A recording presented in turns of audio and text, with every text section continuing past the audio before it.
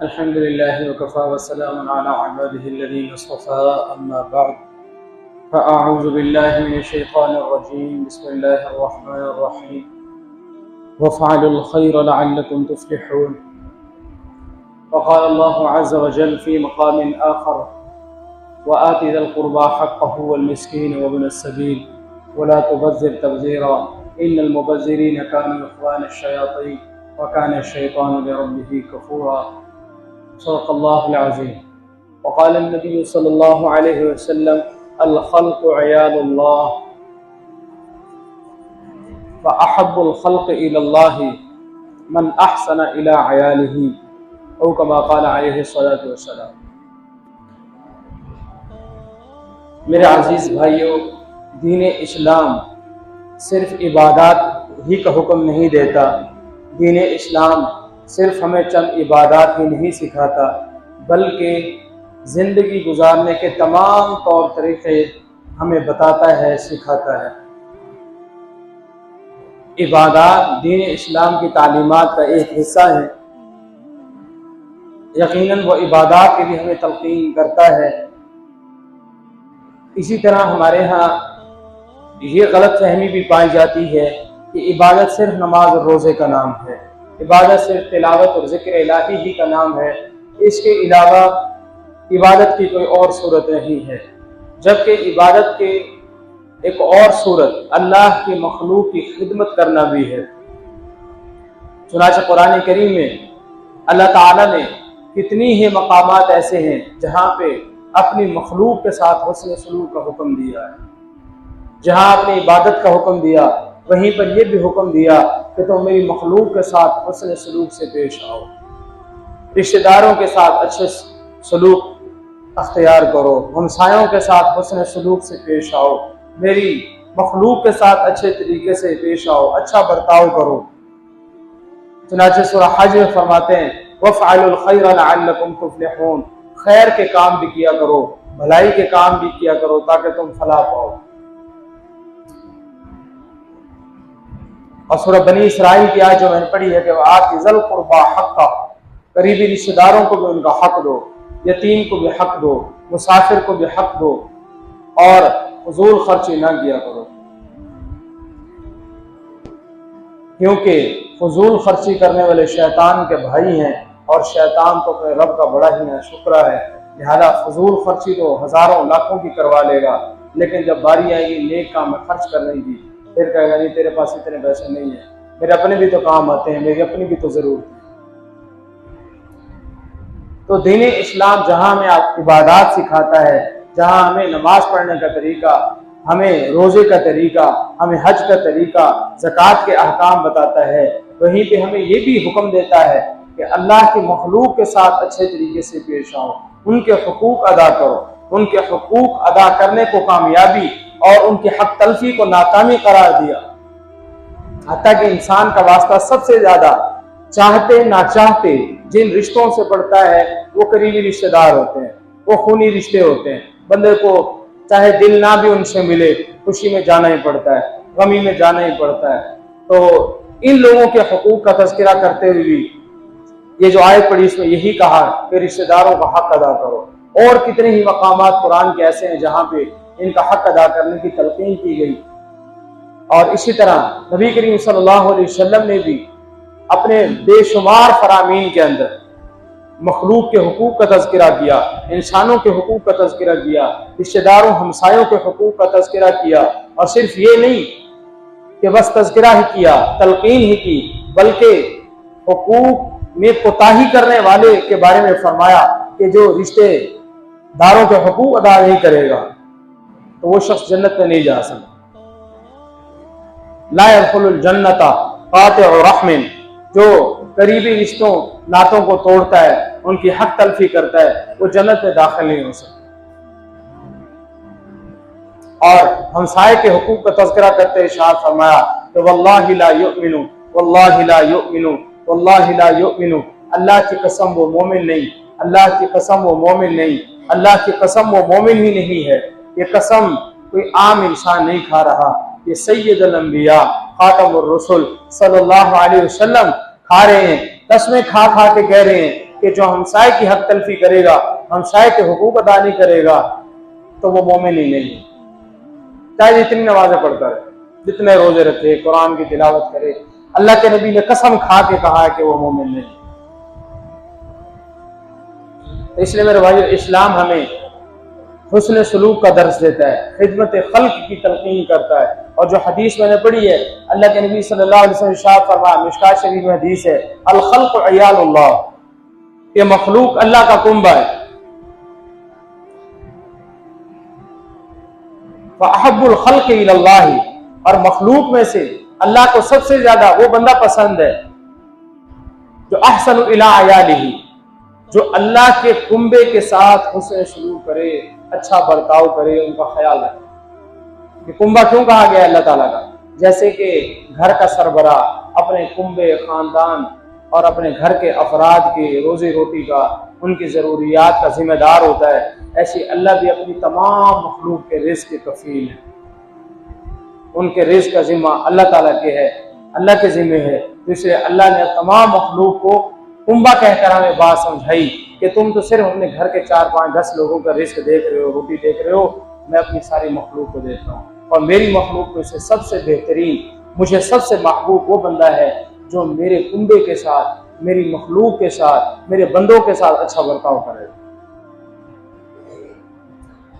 अल्लाह के नबी सल्लल्लाहु अलैहि वसल्लम ने इरशाद फरमाया कि मन नफ़्फ़सा अन मुमिनिन कुर्बतन मिन कुरबिद दुनिया नफ़्फ़सल्लाहु अन्हु कुर्बतन मिन कुरबिल आखिरा, जो बंदा दुनिया के अंदर अपने किसी मुसलमान भाई की कोई तकलीफ दूर करेगा, अल्लाह ताला कल क़यामत के दिन उसकी तकलीफ दूर करेगा। वमन यस्सर अला मुअसिरिन यस्सरल्लाहु अलैहि फिद दुनिया वल आखिरा, जो बंदा दुनिया में किसी तंगदस्त की मदद करेगा, किसी की तंगी दूर करेगा, अल्लाह ताला कल क़यामत के दिन भी उसकी तंगी दूर करेंगे, दुनिया के अंदर भी उसकी तंगी दूर करेंगे। और इसी तरह इस रिवायत के आखिर में एक जुमला है कि वल्लाहु फी औनिल अब्दी मा कान अब्दु फी औनि अखीही, अल्लाह ताला तब तक बंदे की मदद करता रहता है जब तक वो बंदा अपने दूसरे मुसलमान भाई की मदद में लगा रहता है। कुरान में है, अहादीस में है कि अल मुमिनु व अखुल मुमिन, अल मुस्लिमु व अखुल मुस्लिम, अहले ईमान आपस में सब भाई भाई, एक दूसरे का ख्याल रखते हैं, खुशी गम में शिरकत करते हैं। हमसाए के कितने 20 हुकूक अल्लाह के नबी सल्लल्लाहु अलैहि वसल्लम ने अपने फरामीन में बताया।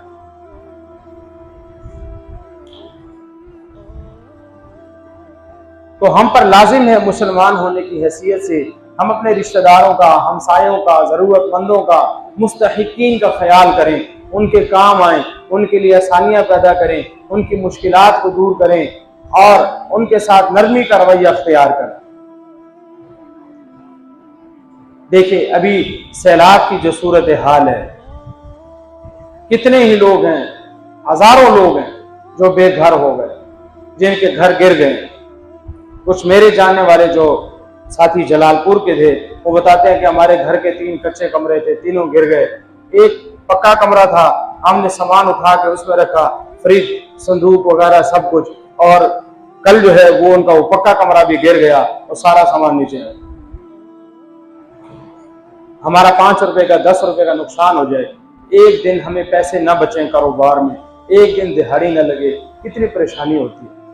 आप अंदाजा करें, जिनकी सारी फसलें बह गई हैं, जिनके बच्चे बह गए हैं, जिनके खानदान बह गए हैं, जिनके जानवर बह गए हैं, जिनके घर गिर गए हैं सारे, उनके दिलों पे क्या बीत रही हो। अल्लाह के नबी फरमाया कि अल मुमिनु लिल मुमिनी कल बुनियान, एक मोमिन दूसरे मोमिन के लिए इमारत की तरह है कि ये शुद्ध बाज़हु बाज़म, कि उसका एक हिस्सा दूसरे हिस्से को मजबूत करता है। तो हम अपने उन तकलीफ से गुजरने वाले भाइयों की तकलीफ को महसूस करें। यकीनन वो किसी के रिश्तेदार होंगे, किसी के हमसाये होंगे, वो पता नहीं उठ उठ के कहाँ लोग आ गए हैं, वही जो अपने घरों में आबाद हुआ करते थे अब सड़क के किनारे बैठे हैं, अब उनको रहने कोई नहीं दे रहा। अभी कल मेरे एक शागिर्द मुझे बता रहे थे कि इधर ही भावलपुर के इर्द गिर्द में उनका कहीं घर है, तो सैलाब आया, उनका फसलें बह गई, घर बह गए, सब खत्म हो गया। हम वहाँ इलाके के मलिक साहब के पास गए, उनका बड़ा खुला घर था। हमने कहा कि हमें थोड़ा एक कोने में रहने दें, आपका इतना बड़ा घर है। उन्होंने कहा नहीं, तुम कमी हो, मेरी शान के खिलाफ है कि मैं तुम्हें यहां रहने दूं। तो मेरे जहन में बात आई, मैंने उसे कहा कि उसने जो ये कहा कि आप कमी हैं, असल नबी करीम सल्लल्लाहु अलैहि वसल्लम की तालीमात की कमी है कि वो आपको कमी समझ रहा है। हुजूर के दरबार में अबू लहब जलील और रुसवा है सैयद होके, और बिलाल हबशी जमीन पे पांव रखे तो जन्नत में आहट सुनाई दे। हमारे दीन में कोई कमी नहीं। हमारे दीन के अंदर कमी वो शख्स है जो गुनाहगार है, कमी वो है जो अल्लाह उसके रसूल से दूर है, जिसकी जेब में पैसे नहीं वो कमी नहीं है, जो घर बार नहीं रखता वो कमी नहीं है दीन इस्लाम में। तो इस वक्त यकीनन किसी के रिश्तेदार, किसी के दोस्त, किसी के हमसाए, वो बेचारे बेघर हुए बैठे हैं, बेआसरा हैं। आप देखें, इनके हमारे जो करीबी रिश्तेदार थे, जलालपुर में रहते थे, वो वहां पे आए हुए हैं। ऐसे ऐसे लोग भी हैं जिनको 200-200 जानवर है। आप अंदाजा करें, घर सब खत्म हो गए, अब वो 200 जानवरों का चारा, पूरे कुंबे का खाना पीना, उनकी रिहाइश, वो सारे बेचारे कैसे मैनेज करते होंगे, कितनी तकलीफ और परेशानी में होंगे। तो इसलिए इस वक्त खास तौर पे हम उन मुसलमानों की जिम्मेदारी है जो सैलाब की आफत से महफूज रहे। हम अल्लाह का शुक्र भी अदा करें और भरपूर तरीके से वो जो हमारे मुसलमान भाई मुतासिर हैं सैलाब से, बीमारियां फैल रही हैं और खाने को कुछ है नहीं, रहने को जगह नहीं, खाने को कुछ है नहीं, सब कुछ जो था वो बह गया, सैलाब की नजर हो गया है। उनके तो अपने, उन बेचारों ने अपनों को खुद खुली आंखों से चीखते चिल्लाते, छोटे बच्चों को बिलखते हुए पानी के अंदर बहते हुए देखा। तो उनके जख्मों पे, उनके उन परेशान हाल दिलों पे मरहम का काम किसने करना है? हम मुसलमानों ने करना है। तो ये हमारी जिम्मेदारी है। हम देखें, हमारा कोई भाई है, कोई रिश्तेदार है, कोई हमसाया है जो बेचारा सैलाब की नजर हो गया, उसका नुकसान हुआ, हम उसकी मदद करें, उसकी दिलजोई करें, उसके साथ जितना हो सकता है तावन करें। कोई रिहाइश में हो सकता है, खाने की चीजों में हो सकता है, कोई राशन उसको लेके दे सकते हैं, किसी और तरह से उसके साथ हम नरमी का बर्ताव कर सकते हैं तो हम जरूर करें। मैं एक हदीस पढ़ रहा था कि कुछ गुनाहगार मुसलमान जहन्नम में जाने के लिए लाइन में खड़े होंगे, इतने में एक जन्नती आदमी वहां से गुजरेगा तो वो कहेगा, क्या अचानक उसकी नजर पड़ेगी, उनको कहेगा, तू यहाँ पे, क्या तू मुझे पहचानता है? तो वो कहेगा कि मैं वही हूं जिसे तूने एक मरतबा पानी पिलाया था, मैं प्यासा था, तूने मुझे पानी पिलाया था। इतने में एक आदमी कहेगा, ओ तुम भी यहाँ हो, क्या तुम्हें पता है तुमने मुझे वुजू करवाया था एक मरतबा, मुझे पानी की जरूरत थी। वो अल्लाह से सिफारिश करेंगे, अल्लाह ताला उस जहन्नमी की लिस्ट से उसको निकाल कर जन्नत में दाखिल कर दें। हदीस में आता है कि वो शख्स मोमिन नहीं है जो खुद तो पेट भर के सोए और उसका हमसाया भूखा है। आज हमारे पाकिस्तानी भाई कितने भूख से नढाल है, खाने को कुछ नहीं है, बेघर हुए बैठे हैं। तो आज हम मजे की नींद सोएं, हमें उनके दुख महसूस ना हो, उनका गम हमें महसूस भी ना हो, उल्टा मजाक उड़ाएं और जुमले कसें, तो ये कितनी बेदीनी की बात है, कितनी नासमझी की बात है। तो इसलिए मेरे भाइयों, हम पर ये जिम्मेदारी आयद होती है कि हम उनका तावन करें, उनके साथ काम आए, मुश्किल में उनका सहारा बने, उनकी जरूरतें हमसे पूरी हो सकती हैं वो पूरा करें, उनकी दिलजोई करें। ओज कुछ नहीं कर सकते, उनसे बात करके उनको हिम्मत दिलाएं, उनकी ढारस बनाएं, उनको भाई अल्लाह की तरफ से आजमाया जाए, कोई मसला नहीं, अल्लाह ने पहले दिया, इंशाल्लाह अल्लाह अब भी देगा। तो हम उनके साथ वाक़अतन अहले ईमान वाला मामला इख्तियार करें, अहले ईमान वाला रवैया हमारा उनके साथ होना चाहिए। तो कितने ही लोग हैं, आप खुद जानते होंगे, मैं भी जानता हूं, बहुत से हमारे अपने भी रिश्तेदार, सब कुछ उनका खत्म हो चुका। तो इस वक्त हम पर जो जिम्मेदारी आयद होती है वो ये कि हम उनके काम आए, उनकी मुश्किल को आसान करें, उनके साथ मोहब्बत का, हुस्न सलूक का रवैया इख्तियार करें। यही कुरान की तालीम है, यही नबी करीम सल्लल्लाहु अलैहि वसल्लम की तालीम। आप देखिए, सहाबा किराम हिजरत करके जब मदीना मुनव्वरा पहुंचे हैं तो किस तरह अंसार सहाबा किराम ने उनकी मदद की, बेघरों को घर दिया, जिनके पास रहने को नहीं था उनको रहने के लिए छत दी, कमाने के लिए कुछ नहीं था, अपने कारोबार में उनको शरीक कर दिया, हर काम में उनको चीजें आधी आधी करके दे दी। तो ये हमारे लिए एक बहुत बड़ा नमूना है कि जिस तरह उन्होंने ताउन किया, आज हम भी अपने भाइयों का ताउन करें। और कुछ नहीं तो अगर हम खैर खाई नहीं कर सकते तो कम से कम उन्हें तकलीफ ना दे। आप भी खबरें सुन रहे होंगे, वो बेचारे लोग अपने घर बार छोड़ के, सामान छोड़ के किसी महफूज जगह पे मुंतकिल हुए, पीछे कश्तियों के अंदर जाकर लोगों ने उनका सामान उठा लिया।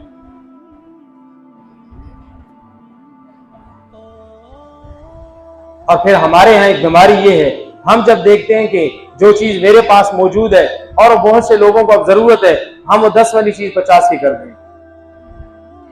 अभी जबकि लोगों का चारा सब बह गया पानी के अंदर, तो उन्होंने अपने जानवरों के लिए चारा खरीदा इधर उधर से। तो पहले अगर वो 100 रुपए का दे रहे थे चारा, अब उन्होंने वही 100 वाला चारा 200 का कर दिया। कश्ती वालों ने देखा कि हमारे पास कश्ती मौजूद है और हम किसी की जान बचा सकते हैं, तो किसी ने कहा 1.5 लाख लेंगे। कश्ती वालों की डिमांड है, आप 1.5 लाख दें, एक चक्कर लेके आएंगे, जितना सामान आएगा आ जाएगा।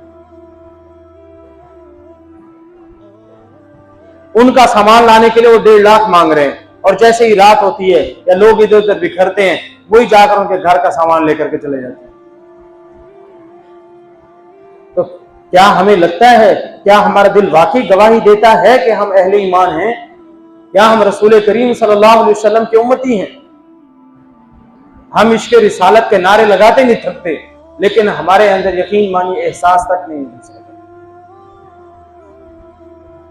हमारे नबी सल्लल्लाहु अलैहि वसल्लम तो जानवरों के लिए तड़प जाया करते थे। साहबी चिड़िया के घोंसले से बच्चे उठा लाते हैं। आप सल्लल्लाहु अलैहि वसल्लम ने फरमाया कि क्यों उठा लाए चिड़िया के बच्चे, इसकी मां कितनी परेशान हो, वापस रखवाए।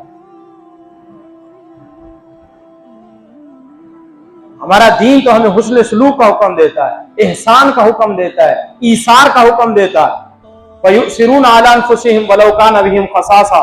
सहाबा किराम की तारीफ करते हुए कुरान कहता है कि हुजूर के मुआशरे के जो लोग थे, अहले ईमान थे, वो ऐसे हुआ करते थे, उन्हें पता चलता कि मेरे दूसरे भाई को किसी चीज की जरूरत है, खुद भूखा प्यासा रहकर अपने भाई को दे देते थे। और हम भूखे प्यासे ना भी हों, पेट भी सैर हो हमारा, हम पेट भरा हुआ हो, हम यूं जाहिर करवाएंगे हम ही भूखे प्यासे हैं, सारा कुछ हमें दे दिया जाए, उल्टा दूसरे का हक भी खाए जाएंगे। तो इस मुश्किल घड़ी में हमें अपने भाइयों के साथ ताउन करने की जरूरत है। कुरान की यही तालीम है, नबी करीम सल्लल्लाहु अलैहि वसल्लम की यही तालीम है कि हम लोगों के साथ हुस्न सलूक से पेश आएं। अल्लाह के नबी सल्लल्लाहु अलैहि वसल्लम ने इरशाद फरमाया, इन्नमा बुइस्तु लिउतम्मिम मकारिमल अखलाक। मैं इसलिए मबऊस किया गया हूँ कि तुम्हें हुस्न अखलाक सिखाऊं, तुम्हें जीना सिखाऊं, तुम्हें हमदर्दी सिखाऊं, तुम्हें दूसरों का ख्याल रखना सिखाऊं, तुम्हें मोहब्बत करना सिखाऊं, तुम्हें इंसान बनना सिखाऊं। मैं इसलिए आया हूं रूए जमीन पे। तो हमारे नबी तो इंसान बनाने के लिए आए हमें, लेकिन हम देखें हमारा क्या रवैया। तो इसलिए मेरे भाइयों, ये अच्छी आदत हम अपने अंदर पैदा करेंगे, तभी जाकर सही मानों में नबी करीम सल्लल्लाहु अलैहि वसल्लम के साथ मोहब्बत का हक अदा होगा। तो इसलिए इस मुश्किल घड़ी में हम में से जो शख्स भी जितना तावन कर सकता है अपने किसी जानने वाले का, बहुत से लोग हैं इस वक्त जो काम कर रहे हैं, मजहबी तंजीमें, हर मसले की लोग काम कर रहे हैं, माशाल्लाह लोगों के साथ तावन कर रहे हैं। यकीनन आप लोग ही तावन करते हैं, उनका वो आगे लोगों में जाके तकसीम करते हैं। तो हमें भरपूर तावन करने की जरूरत है। और वो जो आयत मैंने पढ़ी थी, जिसका जिक्र मैंने शुरू में भी किया, सूरह बनी इसराइल की, कि अल्लाह ताला फरमाते व आति ज़िल क़ुरबा हक़्क़हू वल मिस्कीन व इब्न सबील। मिस्कीन, जरूरतमंद, मोहताज, रिश्तेदार, इनके हकूक अदा करो, मुसाफिर का हक अदा करो। वला तुबज़िर तबज़ीरा। आदमी ये कहता है मैं हक कैसे अदा करूं, मेरे तो अपनी जरूरियात पूरी नहीं होती। तो अल्लाह ताला फरमाते फजूल खर्ची क्यों करते हो? फजूल खर्ची ना किया करो ना। तुम्हारी आमदनी का एक बड़ा हिस्सा फजूल कामों में चला जाता है। तुम फजूल खर्च ना किया करो, पैसे जाय ना किया करो, यही पैसे तुम किसी मुस्तहिक को दे दिया करो। और फजूल खर्ची ऐसे नहीं है कि कोई बुरी बात नहीं है। इन्नल मुबज़्ज़िरीन इख़वान शयातीन, शैतान का भाई है जो फजूल खर्ची करते हैं। अल्लाह ताला कह रहे हैं फजूल खर्ची करना शैतान का भाई। आज आप मुझे कह के देखें, मैं आपको कह के देखूं कि आप शैतान के भाई, हम यहाँ मरने मराने पे आ जाएंगे कि मुझे शैतान का भाई कह दिया। अल्लाह ताला खुद कह रहे हैं, अगर तुम फजूल खर्ची करते हो तो तुम शैतान के भाई हो। वकान शैतान लिरब्बिही कफूरा, और शैतान का काम है नाशुक्री पैदा करना। और ये नाशुक्री ये है कि इंसान अपने काम में तो फजूल खर्ची में पैसे हजारों लाखों उड़ा दे, लेकिन जब मुसलमान भाई के लिए खर्च करने की बारी है तो क्या मेरे पास तो है। हमारा यही मिजाज है, हम अपने काम जैसे करेंगे, हलाल हराम कोई परवाह नहीं है। दूसरे किसी जरूरतमंद ने हमें कहा यार कोई 10, 20, 50, 100 रुपए दे दो, मेरे काम आते हैं, चलो मैं तुम्हें वापस भी कर दूंगा, मेरे पास तो है, मुझे तो खुद जरूरत है, मैं तो खुद मुस्तहिक और जरूरतमंद हूं। तो बहरहाल हमें अपने अंदर ये वस्फ पैदा करना है, मखारिम अखलाक अपने अंदर पैदा करने। और इस वक्त जो हमारे भाई परेशान है, हमारे गिरदो नवा में जहां कहीं भी हमें मौका मिलता है, हम खुद जा करके ताउन करें, किसी जानने वाला है, मुतासिर है, उसका ताउन करें। और वो अगर बिल्कुल ही खत्म हो गए हैं तो उनको ज़कात के पैसे भी लगते हैं, ज़कात की मद में उनका ताउन किया जा सकता है। उनका सब कुछ बह गया, खत्म हो गया है, तो ज़कात की जो रकम है वो भी उनको दी जा सकती है। तो बहरहाल हमें अपने भाइयों का ताउन करना चाहिए, उनके लिए आवाज उठाएं। बहुत से लोग काम कर रहे हैं, हमें उनके साथ मिल जाना चाहिए। हाँ, अल्लाह ताला ये नहीं देखते हमने करोड़ों खर्च किए कि नहीं, अल्लाह हमारा खुलूस देखते हैं। हम 10 रुपए भी देंगे खुलूस के साथ अपनी जेब से निकाल के, अल्लाह ताला के यहाँ ये भी शर्फ कबूलियत पा गए तो हमारी निजात का बायस बन गए। अल्लाह के नबी ने फरमाया कि तुम में से जो शख्स ये चाहता है कि उसके रिस्क में बरकत हो, उसके उम्र में बरकत हो, तो अपने रिश्तेदारों के साथ अच्छा रवैया रखे, अपने रिश्तेदारों के साथ हुस्न सलूक से पेश। आजकल जो है ना दवाइयां आ गई, एंटी एजिंग, उम्र बढ़ाने के लिए, जिल्द को सही रखने के लिए और उम्र लंबी हो जाए, इसके लिए दवाइयां ईजाद हो रही है। ये दवाइयां खाने की जरूरत नहीं है, इस पे पैसे लगाने की जरूरत नहीं है। अल्लाह के नबी का जो ऑथेंटिक फार्मूला है वो ये कि रिश्तेदारों पे खर्च करो, उम्र भी बढ़ेगी, रिस्क भी बढ़ेगा। वाखिर दावान अल्हम्दुलिल्लाह।